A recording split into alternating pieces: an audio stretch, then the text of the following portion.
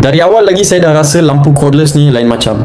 Bila saya belik di bahagian lens depan dia, terus nampak LED tersusun kemas, macam spotlight. Saya sentuh dan tekan terasa klik dia. Butang dia tak longgar. Bila saya pegang wayar tebal pada lampu tu, bertambah confidence sebab wayar dia tebal dan tahan haba. Lepas tu saya sentuh dua port USB dekat bahagian belakang. Memang sesuai untuk dijadikan power bank. Untuk saya yang selalu buat kerja malam, ini memang lifesaver.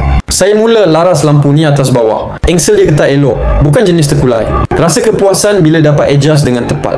Saya cuba pasang bateri cordless. Apa-apa jenama pun boleh. Bila saya slide masuk, terus keluar bunyi klik kemas. Tak longgar, tak goyang. Kalau saya keluarkan satu lagi bateri jenama lain pun still ngam masuk pun elok. Memang lampu ni jenis universal yang tak cerewet bab bateri. Semenjak saya tekan switch kecil dua bahagian dekat situ, saya tekan dua butang switch dengan pantas dan smooth. Sekali tekan, lampu menyala mode pertama. Separuh mentol LED hidup. Cahaya dia pun dah cukup terang